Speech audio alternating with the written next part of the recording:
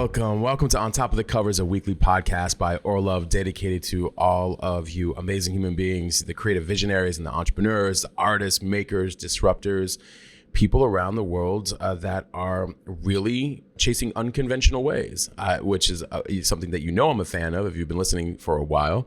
And on this podcast, we feature a lot of inspirational stories of people contributing to the culture of music, how they do it, whether it's creatively, artistically, personally, professionally. And there's never one way to do anything. And so we love featuring that here.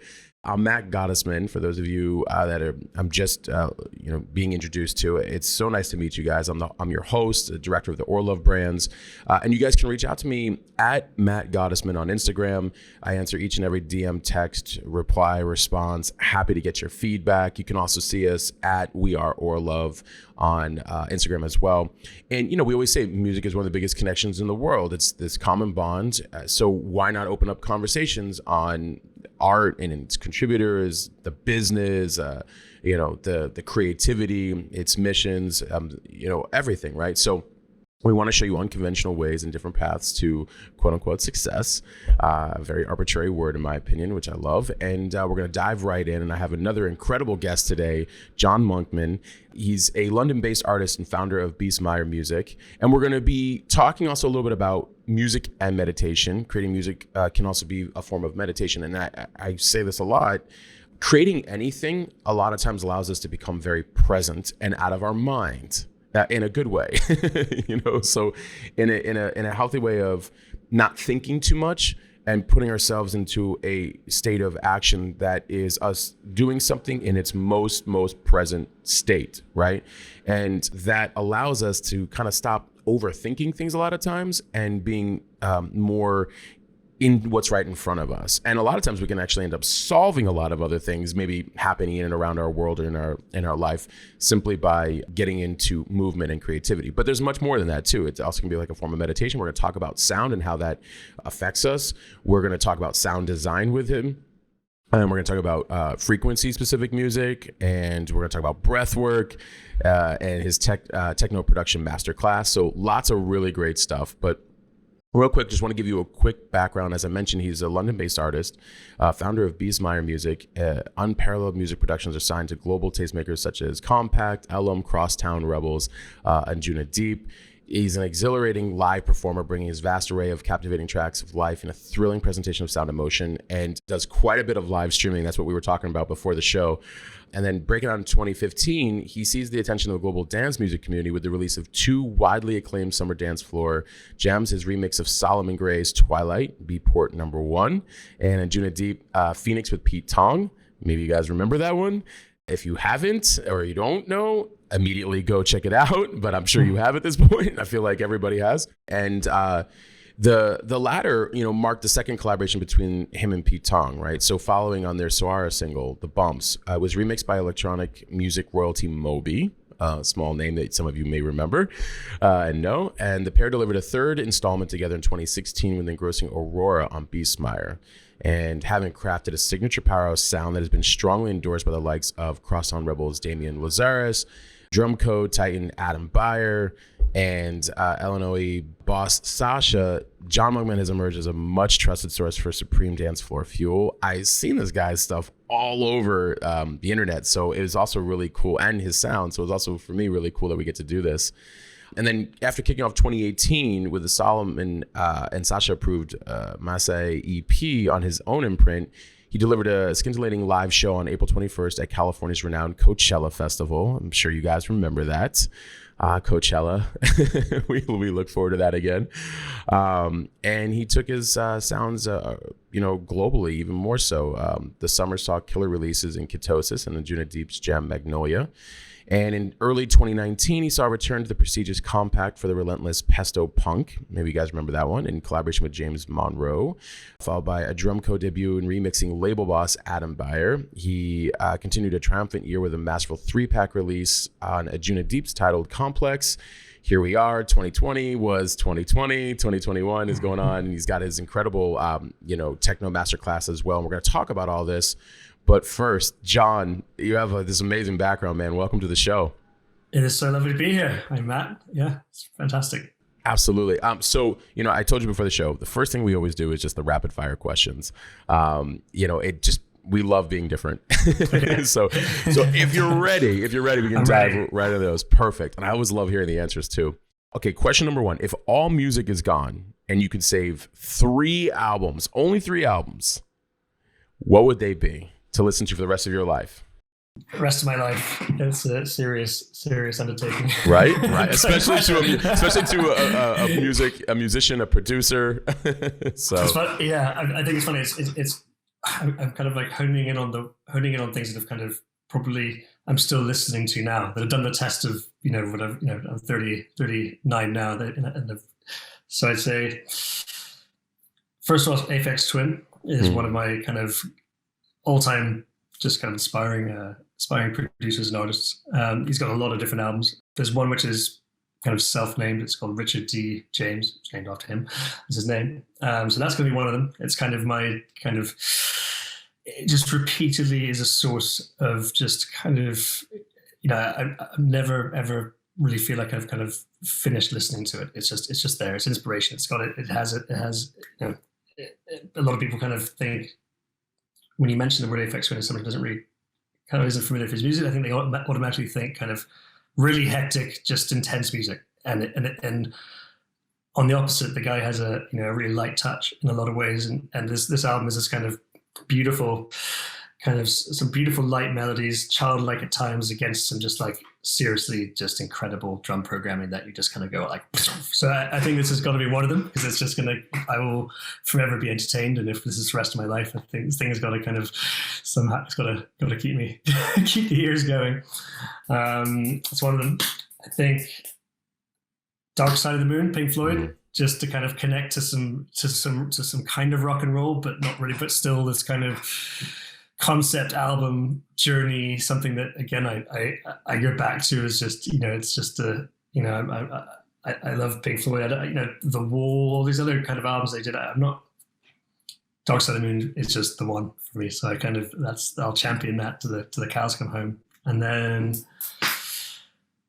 I was thinking a weird one, and it's a really bad name, but it's called The Rough Guide to African Blues, and I picked this up in kind of 2007, and it was it's an incredible compilation of, as what it says, kind of African blues, African folk music.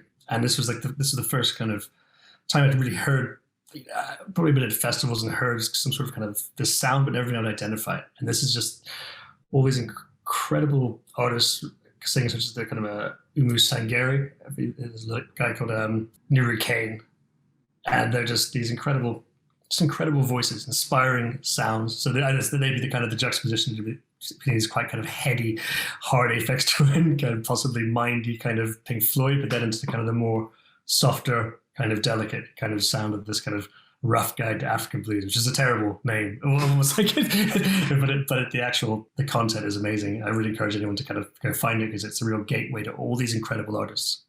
Maybe we can include it in the notes after the show, because it's a kind of you look at some of these artists now. I was going onto their sites on Spotify earlier, and half of them don't have Spotify accounts. Not that Spotify is obviously the one and all place, but it's kind of whatever. It's like so, and it will put a huge smile on your face, because it's just beautiful, untapped music. So yeah, I think those are my 3 that should hopefully keep me going. That's incredible. No, some silence. Yeah, no, it's incredible, and I haven't checked out the Rough Guide to African Blues, so I'm going to, especially it sounds incredible. So, and I'm always looking for something new that I haven't heard yet.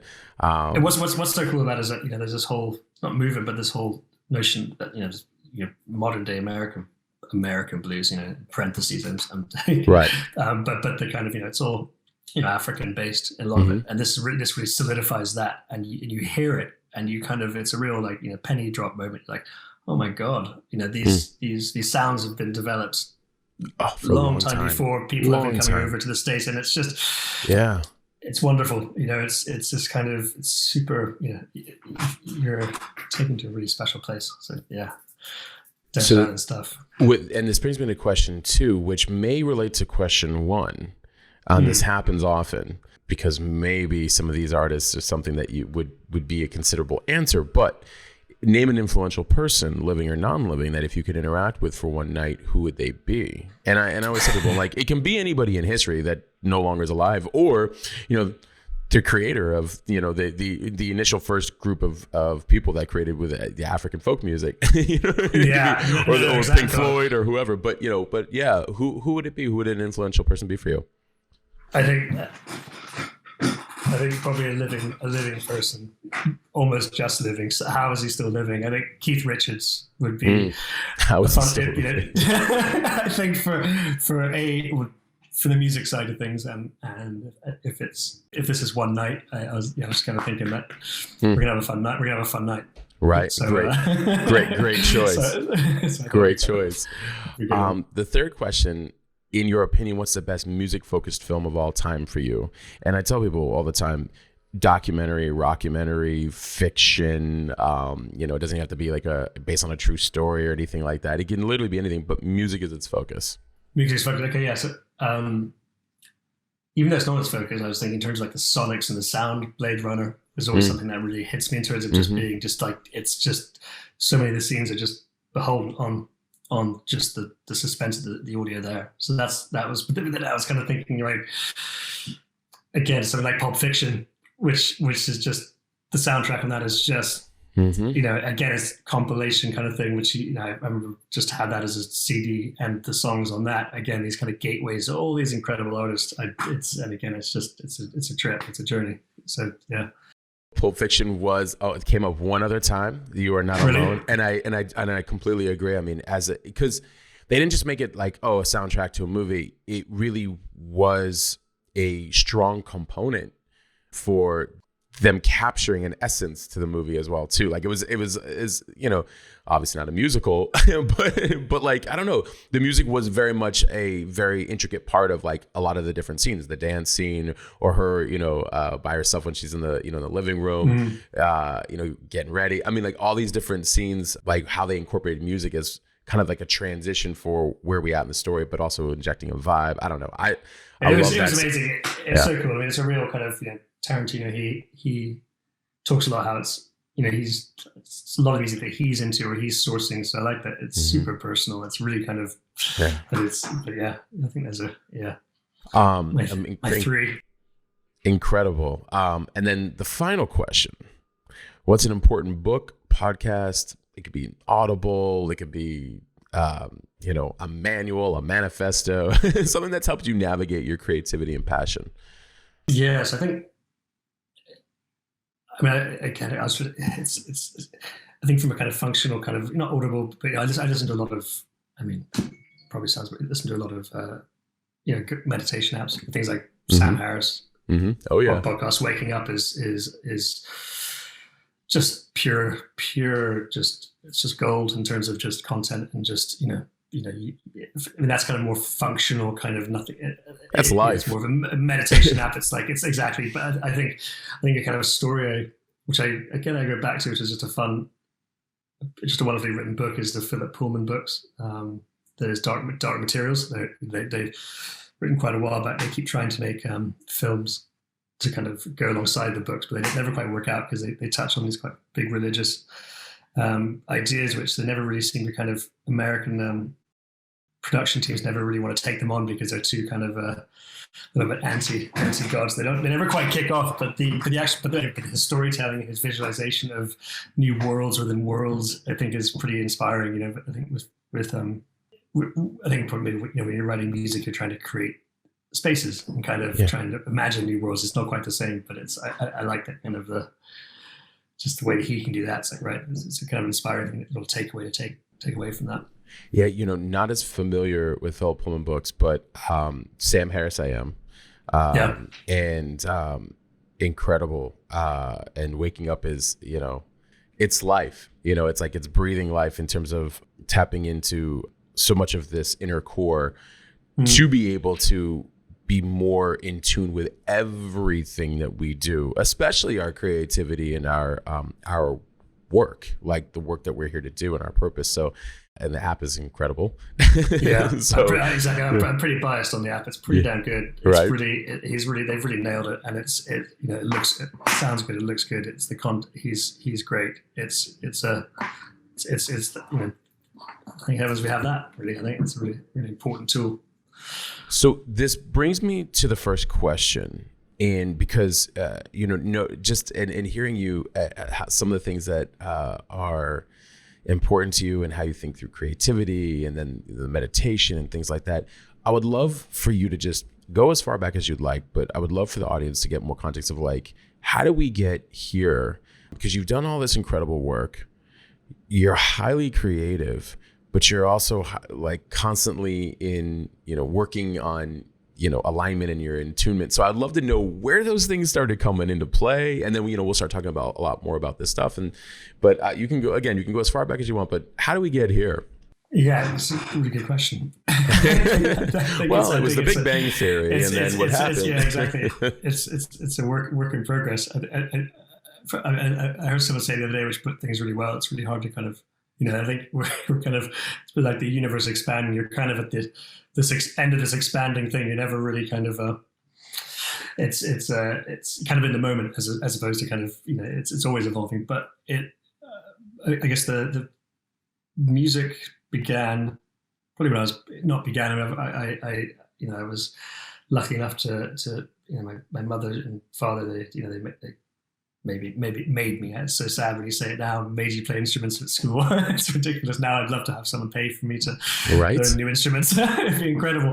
But they forced me to. No, I really enjoyed it. So but I maybe aged 15, 16. I was always drawn to I don't know, psychedelic electronic sounds. I was always that. Well, no, that sounds not just kind of interesting, ethnic kind of sounds is then probably the wrong. Sounds a bit cheesy, but just kind of more electronic or just three-dimensional kind of worlds within sound. So I kind of went to a lot of cool events, a lot of good festivals. Europe has a lot of so does the States. A lot of you've got Burning Man, all these things which you would travel to, and from someone who's into music but not making this real kind of electronic kind of music, I started kind of tampering and noodling and playing and seeing what sounds I can make. And maybe fast forward to 2004, I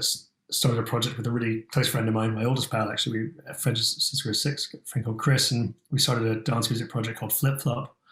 And that kind of sat in this kind of quite fast, maybe 140 BPM, which now seems quite fast to a lot of people, but at the time it kind of felt semi-slow, which is weird how you kind of evolve. But that was just kind of very festival-based music. We traveled a lot of South America, and a lot of, funny enough, a lot of time in Brazil, and that really kind of shaped our sound there and got us used to playing all these kind of big sound systems, which was pretty wild. And we did that for maybe 5 or so years with Flip Flop, and we put pause on that. And I really kind of went down to really focusing on my kind of solo projects in a sense, kind of just the music I was doing myself. And that took on its journey of touring and doing its thing and all the things that come with that. And that's great. And I kind of put pause on the kind of the touring side of things for a couple of years, moved into kind of more studio work, which I kind of studio in a sense that not me on my laptop or my PC in my room, but more of a real life studio where there's actually people recording stuff. And I had a really interesting couple of years working with English artist Brian Ferry on one of his albums, which was super cool. This was the first real time, again, I'd probably been not working on by myself on a computer, but actually working with other humans who are, in my eyes, way more advanced at playing musical instruments than I could ever be because they were. But I was kind of geeking out the electronic side of things and noodling. So that was a real kind of game changer in terms of my outlook, in terms of an experience. We working with artists we had.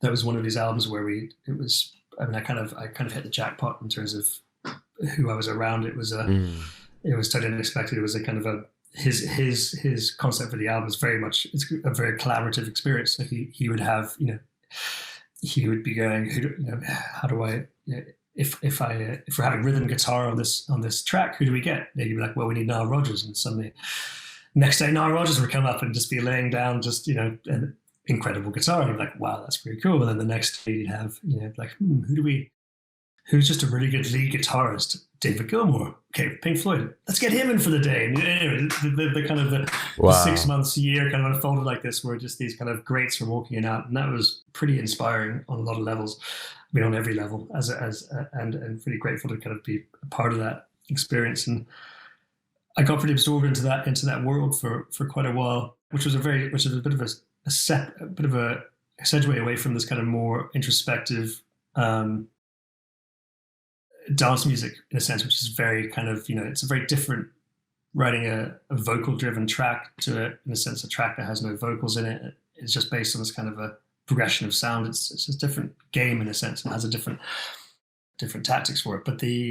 And then kind of during that, so we'll get there. I guess during that process of doing that, I started working on some of my own stuff again. And a track I did, I didn't work on an edit of a kind of, which I shouldn't really have done. Well, not, I should have done it, but I kind of did a edit stroke remix of Prince song, and then put that out, and then the thing just shot to number one, which was in this kind of beatport world, which was really cool, but at the same time totally illegal and not allowed. So we kind of had to pull the track down, and it became this huge kind of like back and forth of getting them to keep. I ended up re-singing little Prince samples and redoing the guitar licks and stuff, and then re-uploading it, and they were like, this isn't the original track, and I was like, come on, it's doing well, let's just keep it up there. And that kind of suddenly did really well. That kind of, it didn't get me kind of re-excited. I'm always excited about it, but I was like, hang on, maybe I need to kind of get back into my own kind of dance, my own projects, and get back on the road again, because this is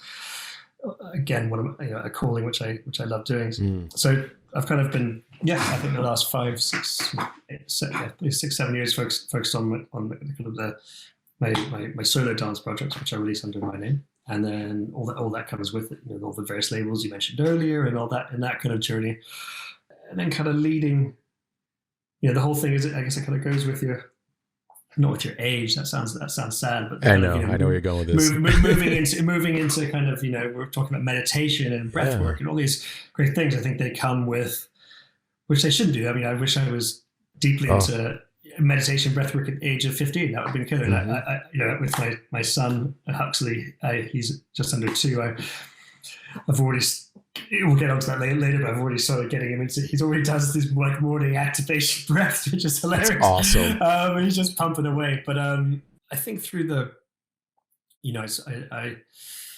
I think to kind of really get to where into the more kind of this where the kind of the world of breath work and sound design, and a sense you're not talking about kind of dance music releases, but where's the crossover?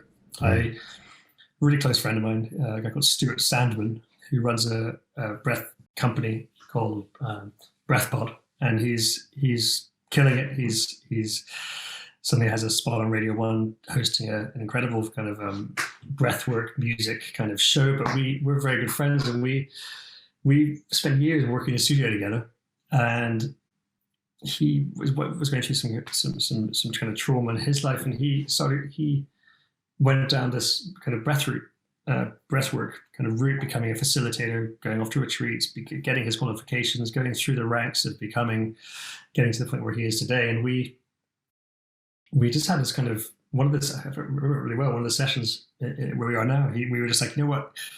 You're going deep on breath work.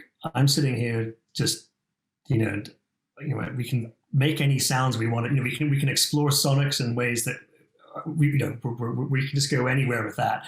And we have this new Pandora's box of holotropic breath work, and what can we do here? So we kind of flip the switch on that and go, how can we take the music that we love and infuse that with these ideas, these concepts that are kind of running through breathwork, and the kind of, and the timings and the holds and the different, if it sounds a little bit hippie and a bit woo woo, but the whole chakra system and but just trying to move away from it being this kind of taking the stigma away from it, and so you're not immediately thinking beads, or you're thinking kind of fortet versus kind of I don't know, Stan Groff, or I don't know. You're kind of it's so we spent the last 5 or so years working together independently, working on ways that we can create music that can A, to accompany his breathwork sessions, which is incredible. So we do these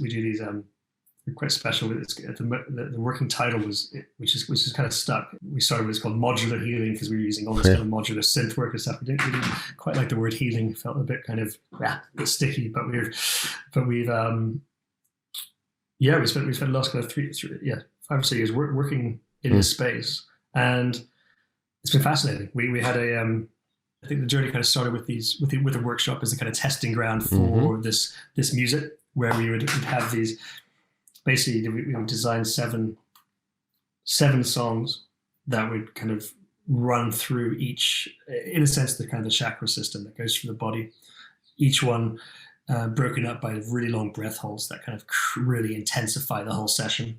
And then just before the world kind of collapsed and we went into kind of pandemic mode, we had a really cool year run of, we were looking at how do we take the session and then move it and bring it to people that's not a workshop. So we created these really interesting, a pod that it was this kind of immersive pod that has, it's all kind of sound and breath.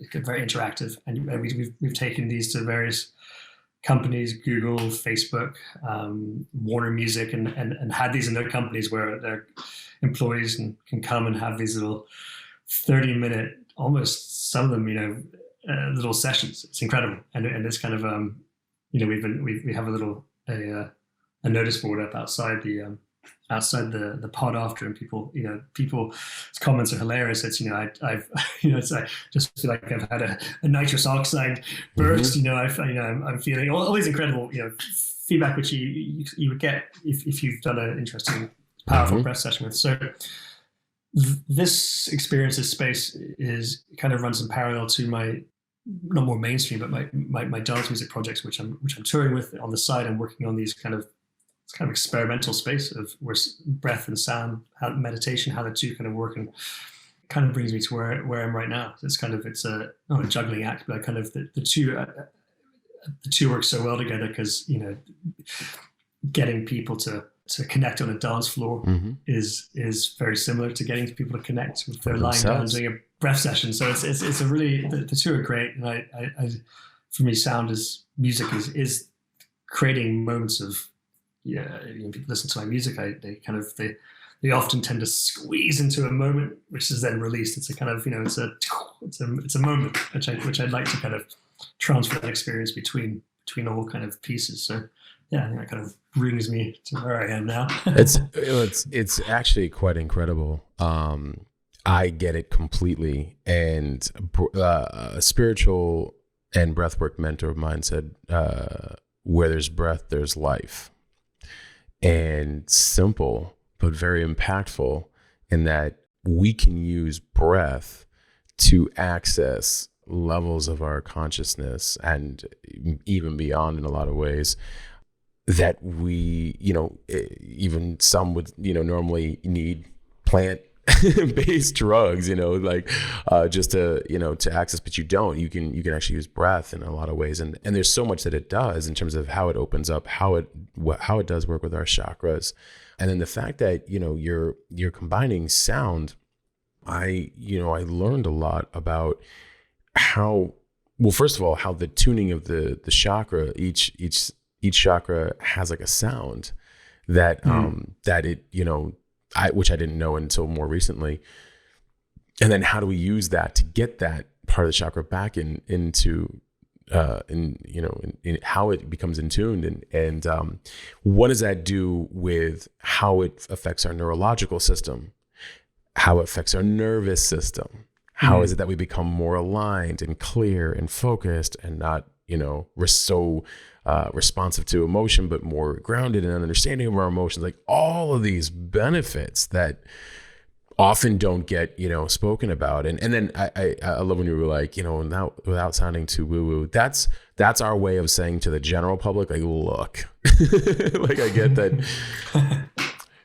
that this might sound, because we weren't taught it, but millions and millions and millions of more people are doing it for a reason, and it's never been more accessible.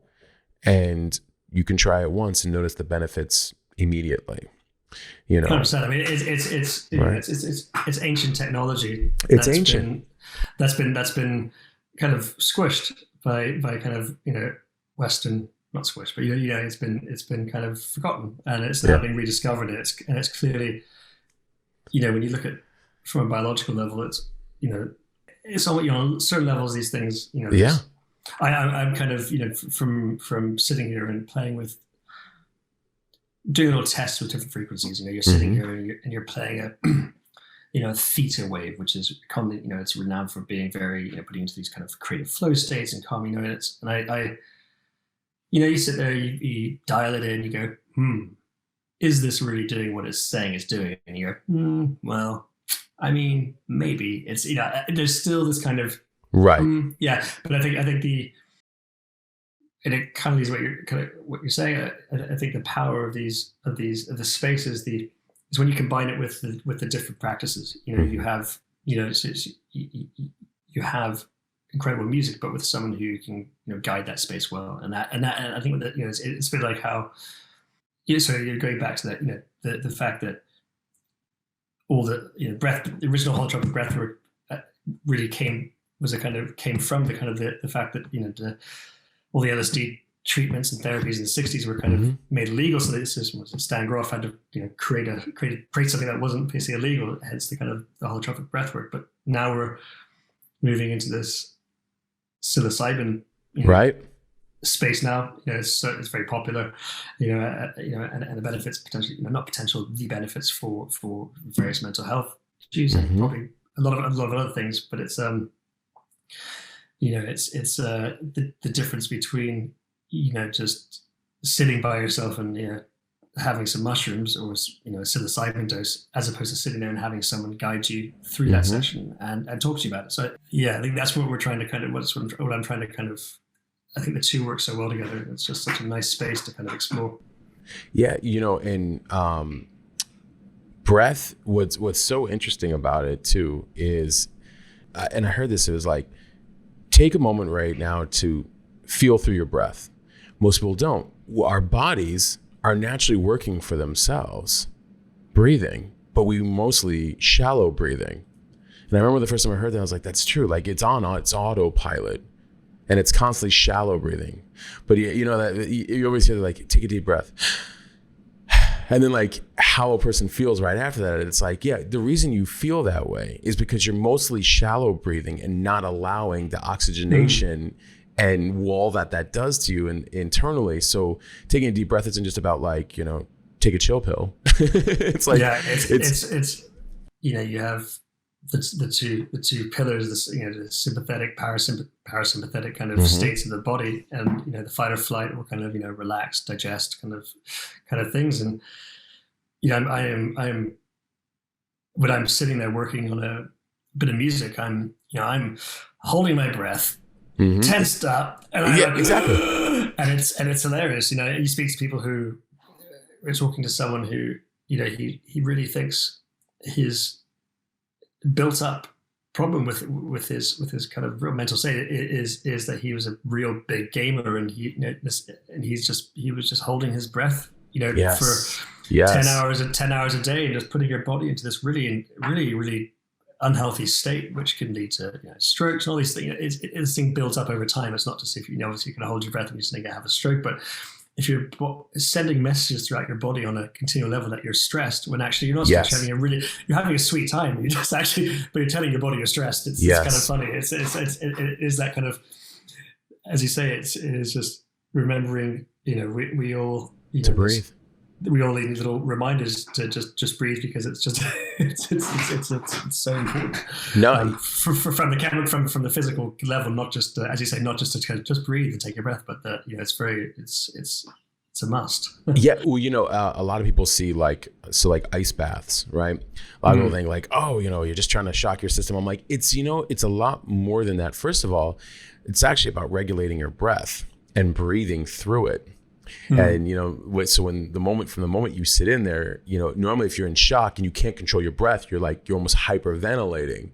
But no, it's like and you're there to breathe through it, because it helps you understand in modern day living, when a shock comes in to the system, meaning somebody projecting, yelling, this, that, life crisis, all these things, it basically teaches you to be like, okay, let's think through it. Like it's almost a self-regulating tool. And then some of these breathwork workshops, where they have you breathe a medium breath in and out, 45, 55 minutes, is incredible because of how much it oxygenates your entire body, but opens up the nervous system and opens up your consciousness, third eye type of, capabilities, because you're in such a hypersensitive, in a good way, state. You can feel things, you can see things so much more clear.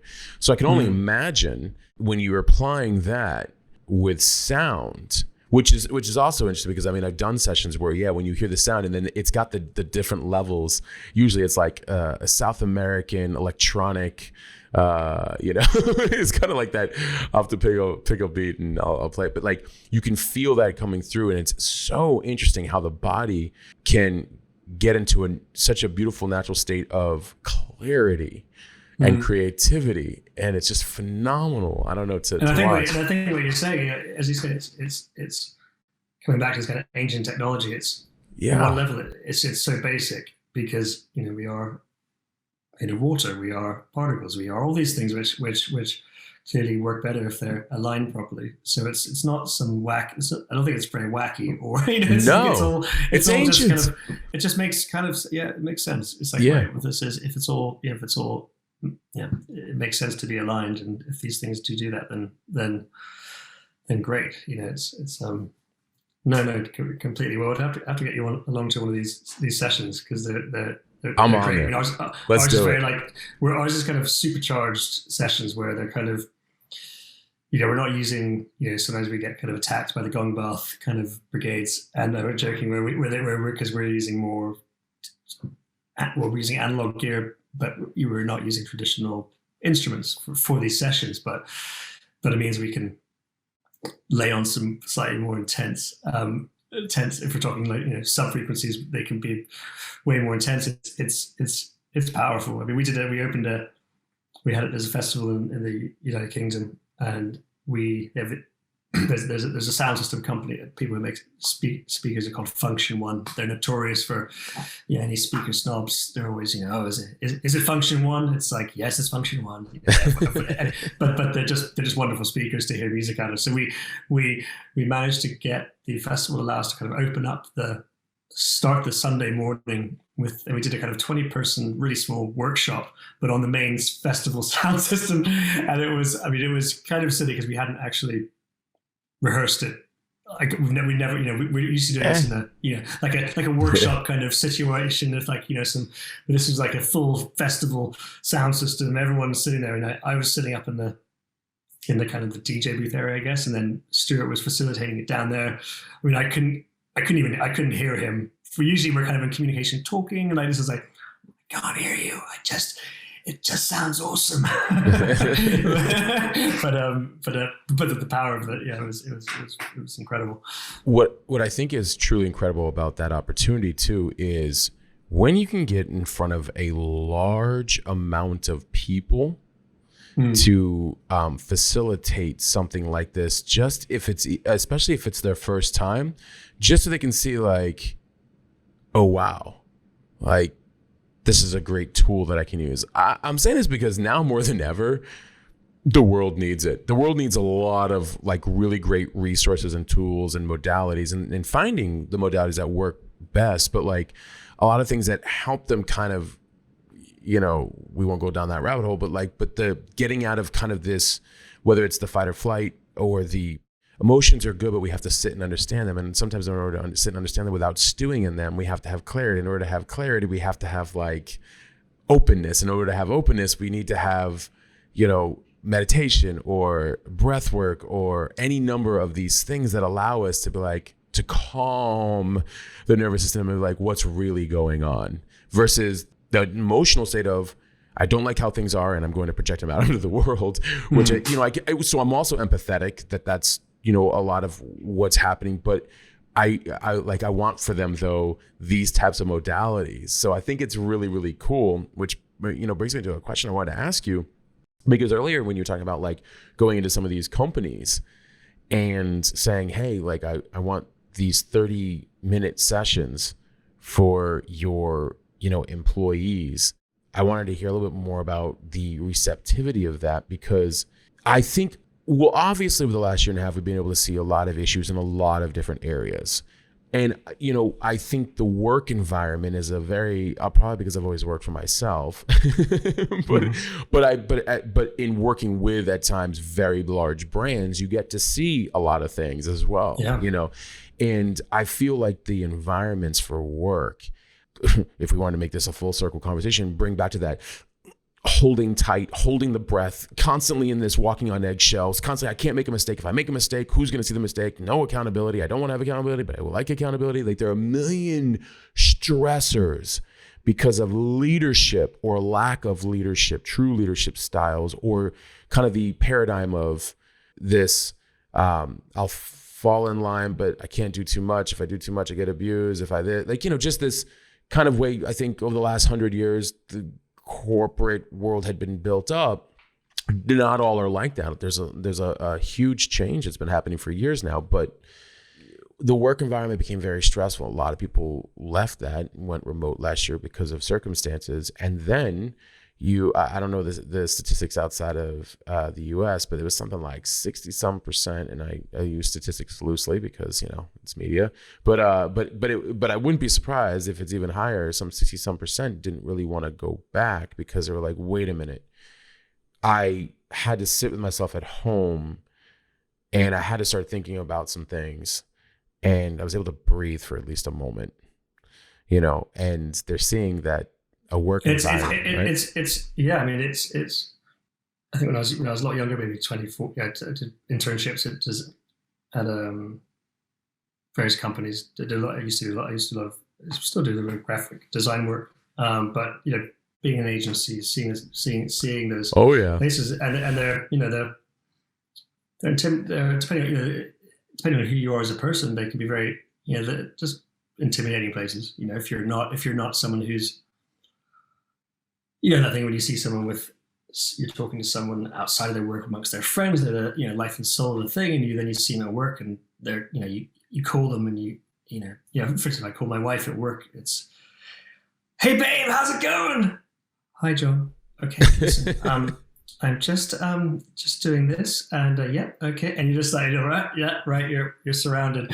I get it, and that's kind of sad, kind of in a lot of ways. You want to be like, hey babe, how's it going? But I think I think there's these, I think the office workplace, the kind of that space is such a it's a space that's been looked at for years. I mean, I did my kind of degree and my master's in design, and kind of a lot of it was kind of interactive design at Goldsmiths in London. I didn't touch on that. It wasn't quite music related, but it was still part of the journey because a lot of it was about designing ideas about people interacting in spaces. So that, again, it kind of connects. But taking this idea of people going back to work, and I think which company, some country, the more forward thinking, the Googles, they're the ones who are booking people like us to kind of spice up their kind of their workspaces in a sense. But they, taking if someone's very comfortable in their personal space at home, you should be trying to find ways to make that space that they're going into more personal for them, and feel like it's not just an alien zone. Hopefully it reflects them, and the whole, therefore they become better worker bees, and the whole thing kind of works a bit nicer. But I think it's very similar today. You keep over here in England, you're getting a lot of big companies outright staying like people are all coming back to work by here, no way, very, very, obviously this is media making it sound aggressive, but it's very much, I know. You're coming back if you like it or not. It sounds, I work for myself, so I work for my studio, and I like that. I mean, also, if it was the right, the times when I'm working in a small team, I really enjoy that, going to a place, everyone vibing out, great, really, really nice. Yeah, but I think there is a happy medium. People, obviously it's industry dependent, but I think does someone need to be in the office 5 days a week? I don't think so. I think if companies haven't quite found that this little moment as being a really good moment to kind of take on the new workplace, then I think they maybe have missed a trick, because it's I haven't met one person who's not really enjoying they're doing their work, their new puppy, and just having just doing life in a new way. So it's hopefully it's not all doom and gloom. No. Go ahead. No, but it is that I think companies have to, if people are coming back into these workplaces, how do you make them more interesting and kind of evolve and make this, if it's down to the space, make the space more inviting, and coming back to the music side of things, and how does the environment sound? Does it have a sound? I think that these kind of areas are so interesting. Creating, just as you would go into a restaurant and it's been curated from a playlist point of view, how do you get that space to kind of reflect the workers? What do they like to do? Is it vibing off them? Is it just kind of, I think this is a kind of space which I'm kind of interested in. To me, it's very interesting in the fact that studies have clearly shown an investment in your well-being of your employees has higher retention, higher productivity, less stress, right? Higher profitability, more collaboration, more creativity. I mean, the science, the data, like everything shows these things, right? And so I feel like creating environments that are like, hey, I genuinely care about you working for my company. And, it's not to say that you will have to do work, but I want you to do your best work. And in order for you to do your best work, like, I want to create space that allows you to do that. And of course, you still have the accountability, to constantly ground and evolve in that. And of course, if you don't, then, of course, maybe you have to go somewhere else because maybe it's just not for you. But this is the thing. At the end of the day, you're always going to lose your job if you don't do it. Right. In anything in life. So in anything. So like it's right. I mean, sure, anyone who wants to work at a company wants to work there because they want to work there. They don't want to work there because they don't want to. They will work. They will. Things will happen. Just the essence, just the very nature of going to get a job. So it's all good. But it's exactly. I guess there are definitely certain companies which people need to be well. So it's all different. It's all But interesting this next year to see how different places respond. Oh yeah, and ramifications. I mean, everything flips. It's if you're self-employed or you're running your own business, you're very much on your own time, and you have to start working on those. You're suddenly listening to every single podcast on time management and efficiency and all these classic things, this is which someone who's been working at has had all that looked after them. Suddenly, if they're working for themselves at home, have to start embracing all these new kind of skills, which is kind of cool. So suddenly it's like if you're working from home, do you need to spend the whole 9 to 5 working, or could you just get it all done in 2 hours and maybe not work? So it's almost like these kind of maybe it doesn't quite work like this, but I was just kind of thinking there's a lot of freelance jobs, but is the kind of the lines blur between now a full-time position and freelance positions could be quite similar if you're efficient with your time. You can kind absolutely. I feel like we're again, and I think this partially was the conversation before we jumped on, but like a value-based system. I don't care if somebody gets a job done in 2 hours or 40 hours. Kudos to you for getting it done in 2. Now you have 38 hours to do whatever, I mean, as long as you're, because we're getting the things done that are assigned, right? So, and there's a lot of shifting, a lot of letting go, from a corporate infrastructure that's like tightly wound and micromanaging. And it's like, or provide really great tools and resources that allow them to expand their highest and best self, allows them to actually have greater productivity, efficiency, and clarity, which is probably better profitability. And, everyone seems to thrive a little bit more, under that system. So I feel like a lot of that is, hopefully changing, not hopefully, it is.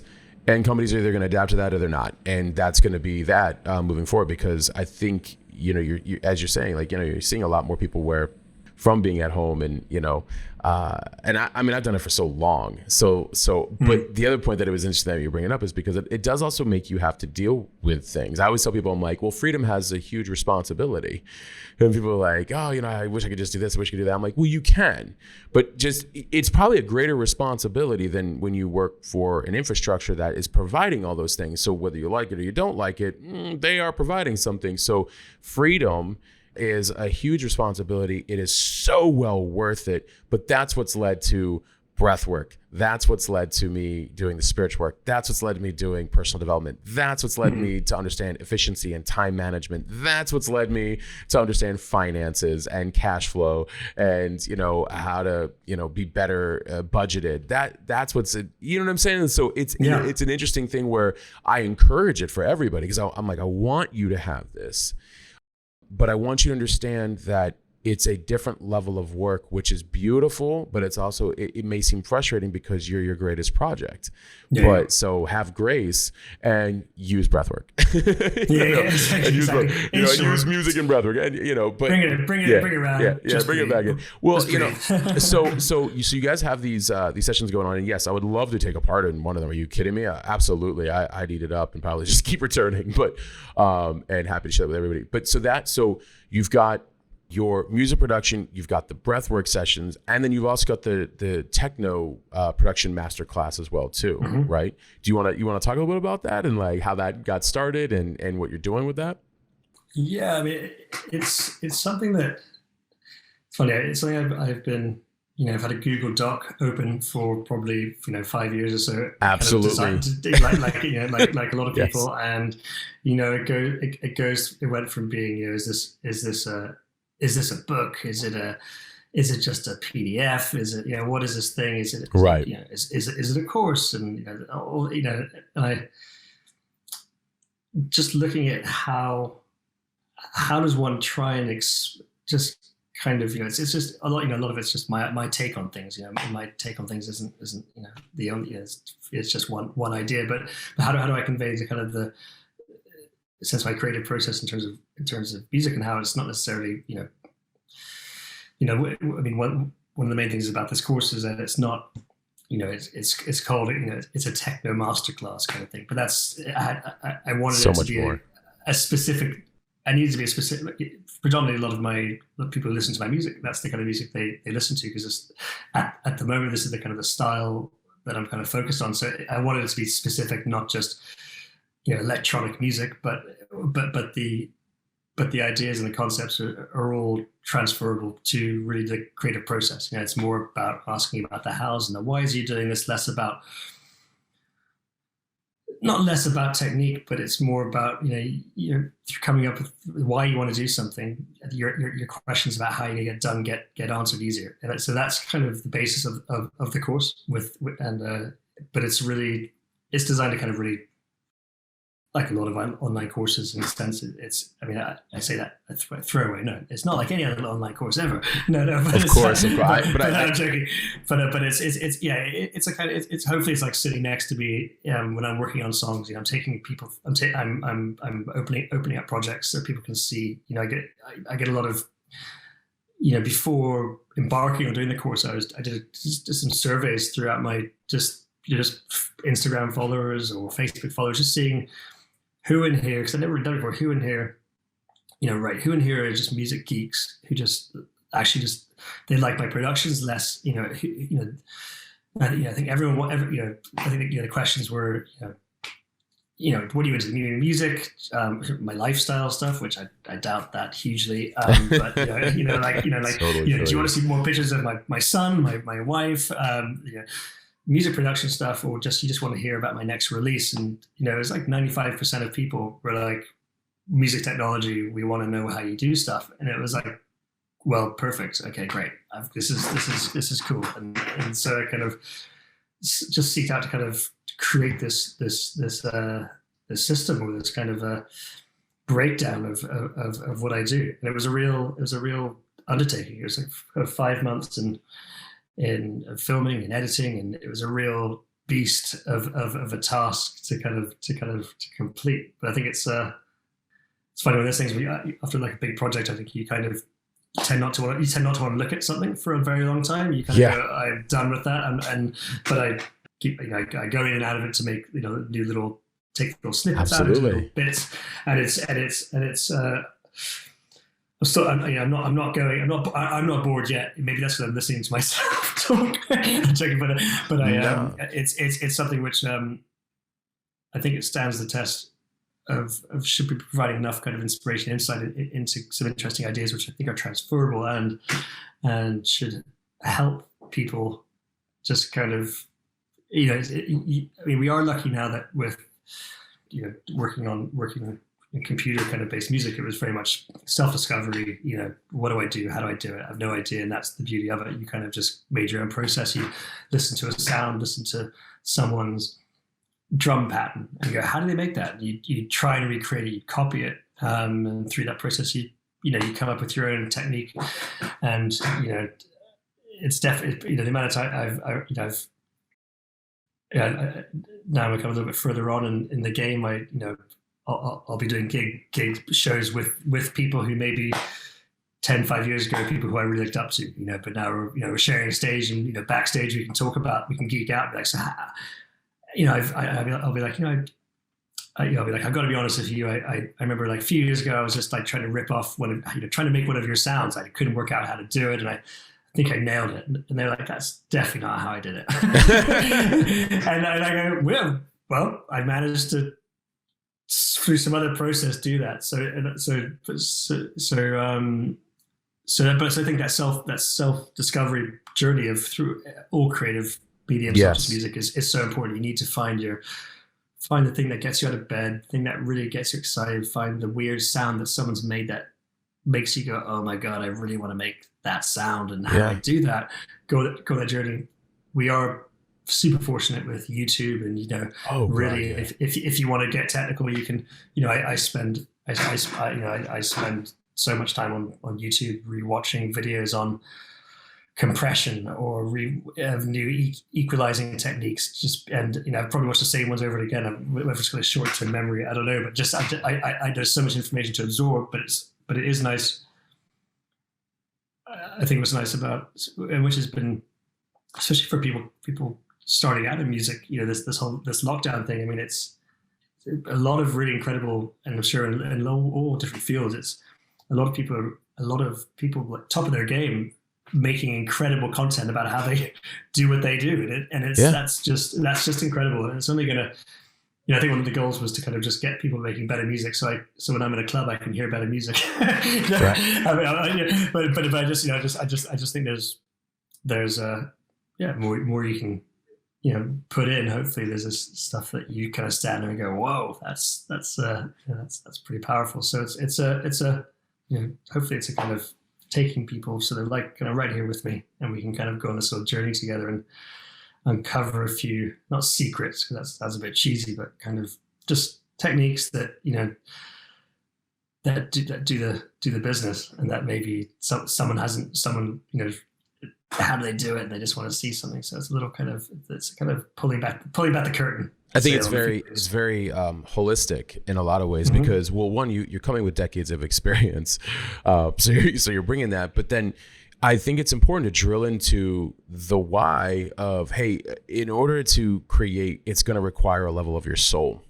So we're going to have a conversation of that, so you can tap into that, because of course we can try to replicate sounds.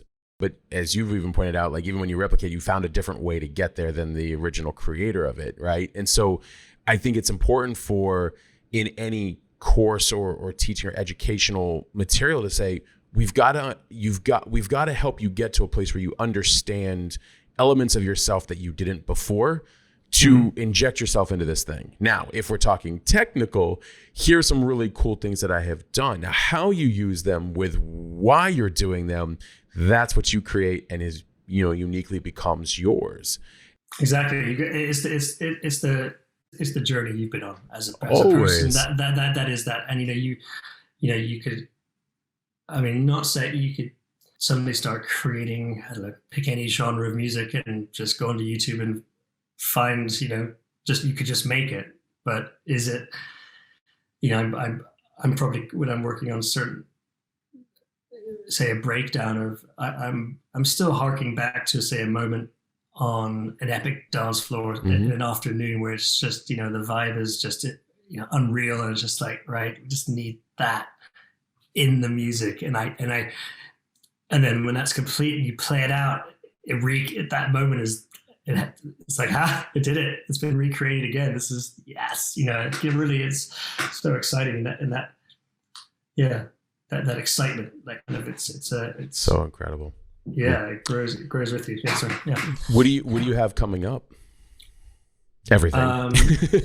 Everything. No, it's a funny. Yeah, exactly. All of that. Just again, no. It's an interesting time. It's been a challenging year. It's been a lot of. It's been very like a yo-yo. It's had moments of super inspiring kind of activity, and then lows where it's, why do this? Because right. When will I be? When can I? If music's, it's about it's connecting with people. It's about shows. It's about you playing your music to people, and that's kind of the most important thing. And there's only so long you can write dance music. Specifically, if I'm writing dance music, I have other projects, but the one which I focus on is for festivals and clubs, and if you're just making a lot of that music without that, it gets a bit kind of, well, this is a bit silly. So there's been a lot of that. I think now things are opening up. We're talking to booking agents and getting shows lined up, which is nice. America seems to be. I'm getting real FOMO sitting here in London because England's being very strange and kind of quite sad seeing the response in terms of letting festivals and stuff kind of open up. It's all very still not quite there. But yeah, mega FOMO seeing America. Right Come on now. over. We are working on it at the moment. So I'm hopefully September time of doing a kind of tour around the States, which would be great. Seeing how this, I'll see it when I believe it, not believe it when I see it, but it's funny. It's almost it's a year and a half. Touring seems like a lifetime ago. It's so weird. It's just so weird. But I can't wait because traveling is paramount. It's just such a lovely thing. We all, when we're on the move, we're doing stuff. It's so good for the soul and for the way your outlooks on things. So yeah, so there's the shows, which I'm really pumped about getting back in on. Right towards the beginning of the pandemic, I released. It was like my last release. I've been working on a kind of an ambient project for the last couple of years, which given that everything went on pause, I released that, and that was kind of September last year, and there was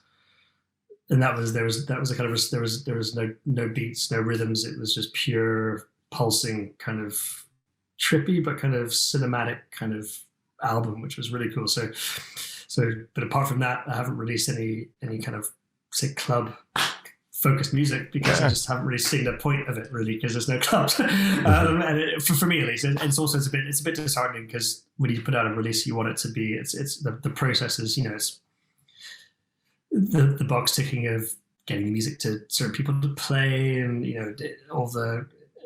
there's just the infrastructure is very quite small. Some people are really, really good at capturing this. You were going back to this, talking about streaming. Some people have smashed it. Doing their streams every weekend and bang, bang, bang, and they're like cultivate these epic new followings. I didn't quite pull that off through just, I don't know, it didn't happen in the way I work. But in terms of, you know, this like, I don't have a kind of streaming cult following now from this last year. But I'm kind of happy with that. We're not happy with that. I'm fine with that. But I have a really nice collection of music which I've been working on. And before the pandemic hit, I was kind of on album mode, which more of a kind of a, it was I'd say before the pandemic kicked off. That sounds so dramatic, but before the pandemic kind of hit, I was in a state where I'd been releasing a lot of singles, so just one-off tracks for about a year, 2 years, and that was the kind of the model for a lot of music, because, you know, the masses, people, the entertainment attention span is quite small, so they just want to hear next release, as opposed to kind of, you know, an album and then everyone forgets about it the next day, and you've kind of wasted that kind of, you know, time, compounding releases where you could be doing it over time. But I still want to do. I'm still doing that and want to do that. So I've been making a lot of backing tracks, a lot of kind of non-club songs, more kind of very cool kind of moments, which I've been working with some really talented singers, and now in the process of, it's kind of working backwards of, not come to the conclusion, but I some of my favorite projects to work on are remixes, where I kind of get given, you know, a vocal stem, and it's just suddenly you hear it, it's like, right, let's go, and suddenly just in 2 hours you just come up with the kind of core theme to it. So I've tried to create a system where I can get into that state. So I've been getting a lot of songs written that aren't dance tracks, but just kind of song structures, so from the vocal point of view, not the music. And now I started one yesterday, started kind of doing these kind of spontaneous remixes of these bits of music, which will, in the end, they won't be remixes, they'll be original pieces, but hopefully they'll capture the kind of spontaneity and kind of the vibe of a remix in the original track. So I'm kind of excited about this. This is kind of where I'm at now. So I've done about 3 of these, and I'm aiming for about 6 in the next kind of couple months. So that's where I'm kind of really focused. Incredible. Where can everybody find you online? So the SoundCloud, you know, everything is, luckily there's not really other people called John Monkman, so I've managed to, you know, my handles are all corner of the market on that. Yeah, exactly. So, you know, Spotify, John Monkman, Instagram, John Monkman, you know, SoundCloud's cool, I think, for really, you know, there's they can hear a lot of my live sets on there. Mm-hmm. So, you know, I don't personally leave them up there, but you can kind of, you know, get a feeling of what you're going to expect when you come to one of my shows, which is nice. Or one of my shows, one of my, you know, see, that'll change. But yeah, I think SoundCloud's nice because it, you know, Spotify's obviously great, but it's a little bit curated in a different way, which isn't necessarily as artist friendly.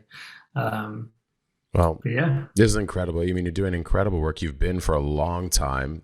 I'm so grateful to have you on the show.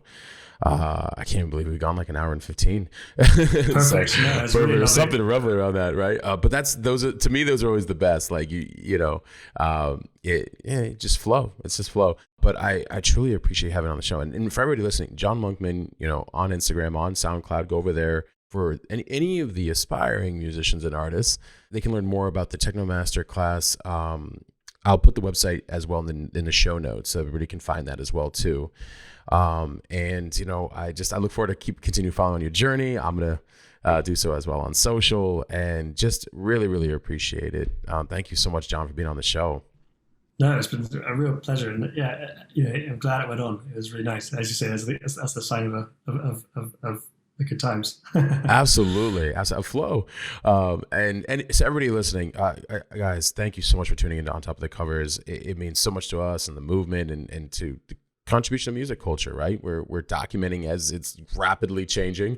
And, you know, thank you guys for constantly giving us feedback and the ratings and reviews on Apple. It really does helps expand the show. So we're always really grateful for that. And as I mentioned earlier, you can follow us on all major platforms. We are Orlove, and myself, Matt Gottesman, on Insta as well.